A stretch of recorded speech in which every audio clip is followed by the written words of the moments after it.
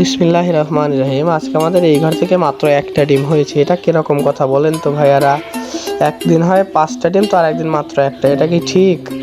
প্রত্যেকটা খামারিদের এই একই ঝামেলা। বলুন তো একটু এই ঝামেলাটা সমাধান করি কিভাবে? সবাই একটু নিজেদের অভিজ্ঞতাগুলো শেয়ার করে দিয়ে যাবেন। এই খামার থেকে মাত্র 2টা ডিম, এই এক খামারে একটা, এক খামারে 2টা, মোটমাট 3টা। আর একটা খাঁচার মধ্যে থেকে পেয়েছে একটা। এই পাখিটা অলরেডি অনেকটা পরিমাণ অসুস্থ হয়ে গেছে, খাওয়া দাওয়া বাদ, চোখ দুইটাই নষ্ট।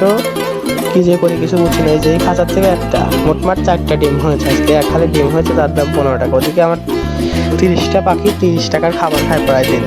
যদি 15 টাকা লসে যায় দিন করে, তাহলে তো এই খামারি করে কোনো লাভ নাই ভাই। অনেক শখের ঠেলায় এই খামারের কাজটা করছিলাম, তা দেখি যে না, কোনো প্রকার লাভ আসছে না, উল্টারও আমার লস যাচ্ছে। এই লসের খামারের ব্যবসা তো আর আমি করতে পারবো না।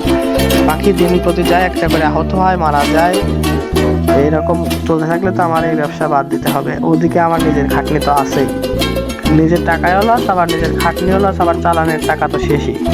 কি যে করি ভাই, কিচ্ছু বুঝছি না ভাইরে। এই 4টা ডিম নিয়ে কি আর চলে ভাই? বলেন, আপনারাই বলেন। অন্যদিকে আবার আছে আমার কিছু হাঁস, যেগুলো কিনা আমার গম চুরি করে খেতে এসেছিল। অন্যদিকে এই বাছুরটা আমাদের হয়েছে এই গরুটার থেকে, আমাদের ছোট গরুটা বসে রয়েছে। যাই হোক, সব অবস্থা আলহামদুলিল্লাহ।